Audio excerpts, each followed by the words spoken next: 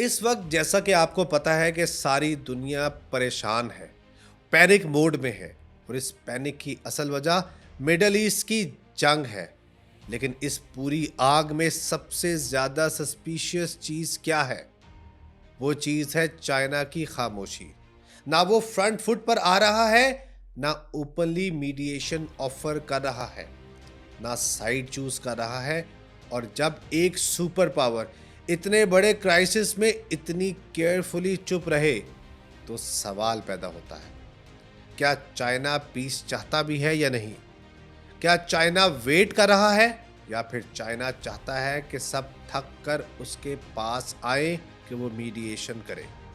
और यहीं से असली स्टोरी स्टार्ट होती है। पाकिस्तान के foreign minister Turkey, Saudi Arabia और इजिप्ट से कंसल्टेशंस के बाद सीधा बीजिंग पहुंचते हैं। ये रूटीन विजिट नहीं था, ये एक मैसेज था, एक साइलेंट सिग्नल कि बैटलफील्ड सिर्फ मिसाइल से डिसाइड नहीं होती। कभी कभी कॉरिडोर्स ऑफ डिप्लोमेसी में भी वॉर लड़ी जाती है। जॉइंट स्टेटमेंट आता है, cease fire, negotiations, civilian infrastructure की प्रोटेक्शन, स्टेट ऑफ हॉर्मूज की सिक्योरिटी, सब कुछ था। बस एक चीज नहीं थी। और वो चीज क्या थी? वो चीज थी चाइना मीडिएशन का डायरेक्ट क्लेम। और ये मिसिंग लाइन ही सबसे इंपॉर्टेंट लाइन थी। क्यों? क्योंकि चाइना कुछ और कर रहा है, फ्रंट से नहीं बल्कि बैकग्राउंड से। मीडिएटर बनकर नहीं, सिस्टम डिजाइनर बनकर। देखिए, चाइना ईरान का सबसे बड़ा ऑयल बायर है। गल्फ सी लेन्स उसकी इकोनॉमिक लाइफलाइन है। रीजन में सऊदी अरेबिया, यूएई और ईरान तीनों के साथ उसके स्टेक्स हैं। यानी अगर मिडल ईस्ट हिलता है या उसमें कोई बड़ा वाकया होता है तो चाइना का वॉलेट, चाइना की ट्रेड, चाइना की एनर्जी सिक्योरिटी, सब कुछ दरम बरम हो जाता है। फिर भी वो ओपनली जंप क्यों नहीं कर रहा? लेकिन असली गेम यहाँ है। चाइना जानता है कि ये सिर्फ पॉलिसी डिस्प्यूट नहीं, ये ट्रस्ट का कोलैप्स है। अमेरिका और ईरान के दरमियान प्रॉब्लम ये नहीं कि दोनों बात नहीं कर सकते। असल प्रॉब्लम यह है कि दोनों एक दूसरे की बात पर यकीन नहीं करते।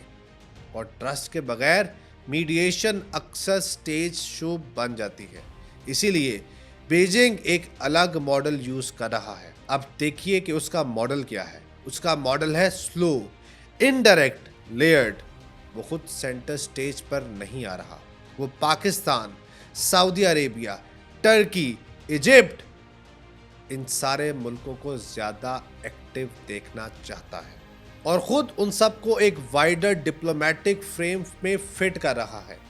यानी चाइना रेफरी कम, बोर्ड का आर्किटेक्ट ज्यादा लगता है। लेकिन ट्विस्ट सिर्फ इतना नहीं है। कुछ एक्सपर्ट्स कहते हैं चाइना इस क्राइसिस को सिर्फ थ्रेट के तौर पर नहीं देख रहा, बल्कि उसे इसमें एक अपॉर्चुनिटी भी नजर आती है। इमेजिन कीजिए, जब दुनिया मिसाइल काउंट कर रही हो, कोई और क्वाइटली करेंसीज काउंट कर रहा हो, पेट्रो डॉलर की जगह पेट्रो युआन की बात हो रही हो, स्टेट ऑफ हॉर्मूज के कॉन्टेक्स्ट में युआन सेटलमेंट्स की डिस्कशन हो रही हो, यानी जब हेडलाइंस वॉर की आ रही हो, बैकग्राउंड में इस फाइनेंशियल पावर शिफ्ट का एक्सपेरिमेंट चल रहा हो। ये सिर्फ डिप्लोमेसी नहीं, ये लिवरेज है। और शायद इसीलिए चाइना जल्दी नहीं कर रहा, क्योंकि उसे पता है कि अमेरिका इस कन्फ्लिक्ट में एक क्लियर विक्ट्री के बगैर फंस सकता है। और चाइना देख रहा है किस पॉइंट पर सब पार्टीज थक कर उसकी टर्म्स के करीब आती हैं। पैटर्न समझिए, चाइना खुद आगे बढ़कर ये नहीं कर रहा कि हम सब सॉल्व कर देंगे। नहीं, वो ऐसा नहीं कर रहा। वो सिर्फ वेट कर रहा है कि दूसरे कहें कि चाइना कम इन, हमें तुम्हारी जरूरत है। ये फर्क बहुत बड़ा है, क्योंकि जो मीडिएटर खुद मीडिएशन ऑफर करता है वो रिस्क लेता है। जो मीडिएशन के लिए बुलाया जाता है वो इन्फ्लुएंस गेन करता है। इन मिडिल ईस्ट कोई सिंपल चेस बोर्ड नहीं, ये ग्रजेस का जंगल है। यहाँ सिर्फ ईरान और अमेरिका नहीं, सऊदी कैलकुलेशंस है, इजरायली प्रेशर है, सेक्टेरियन फॉल्ट लाइंस है, हिस्टोरिकल राइवलरीज है, और हर एक्टर अपनी अलग गेम खेल रहा है। ऐसे रीजन में अमेरिका डेकेड से फुली इन्वॉल्व रहकर भी फाइनल सोल्यूशन नहीं निकाल सका। तो चाइना क्यों सोचे कि वो इजीली निकाल लेगा। इसीलिए बीजिंग कॉशियस है, वो अपने हाथ गर्म रखना चाहता है लेकिन जलाना नहीं चाहता। लेकिन फिर एक और सवाल उभरता है, अगर कल निगोशिएशंस होती हैं और ईरान कहता है कि हमें एक प्रॉपर गारंटर चाहिए, तो क्या चाइना वो रोल प्ले करेगा या कर सकता है? अब इसका जवाब सुनिए। ऑन पेपर हाँ बिल्कुल चाइना ये ऑफर कर सकता है। Economic super power, UN security council का परमानेंट मेंबर, ईरान के साथ डीप टाइज, रीजन में मेजर ट्रेड फुटप्रिंट्स। लेकिन रियलिटी पेपर से ज़्यादा सख्त होती है। ईरान शायद चाइना को एक्सेप्टेबल समझे, मगर क्या वॉशिंगटन, अब यहाँ पे ज़रा देखिएगा कि क्या वॉशिंगटन अपने स्ट्रेटेजिक राइवल को एज अ गारंटर मानेगा? और अगर अमेरिका हेजिटेंट हुआ तो फिर कोई भी सिंगल कंट्री गारंटी कमज़ोर पड़ सकती है। इसीलिए बात फिर वहीं आकर रुकती है।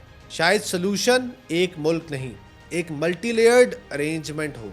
Regional powers, big powers, quite back channels, gradual confidence building. लेकिन प्रॉब्लम यह है, कॉन्फिडेंस बिल्डिंग तब तक होती है जब कॉन्फिडेंस बचा हो। यहाँ तो वो पहले ही टूट चुका है। पहले भी निगोशिएशंस हुई, बोर्ड ऑफ पीस बना, लेकिन उसके साथ साथ शहादतें भी सामने आई। और इसीलिए चाइना की खामोशी कमजोरी नहीं लगती, कैलकुलेशन लगती है। एक मेजर्ड पॉज, एक स्ट्रेटेजिक साइलेंस, और ऐसी साइलेंस जो कह रही है मैं अभी एंटर नहीं करूंगा, लेकिन जब करूंगा तो गेम की शेप बदल सकती है। और शायद इस पूरी जंग का सबसे डेंजरस प्लेयर वो नहीं जो मिसाइल्स लॉन्च कर रहा है, बल्कि वो है जो सही लम्हे का इंतजार कर रहा है।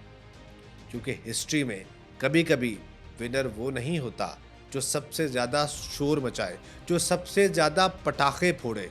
विनर वो होता है जो सबको थकने देता है और फिर टेबल के बीच में आकर कहता है अब मेरी बात सुनो। और सवाल अब भी वही है, क्या चाइना पीस लाने के लिए आएगा या वो तब तक खामोश रहेगा जब तक दुनिया को समझ ना आ जाए कि इस कन्फ्लिक्ट में सबसे ज़्यादा पावर शोर में नहीं, इंतज़ार में छुपी हुई है।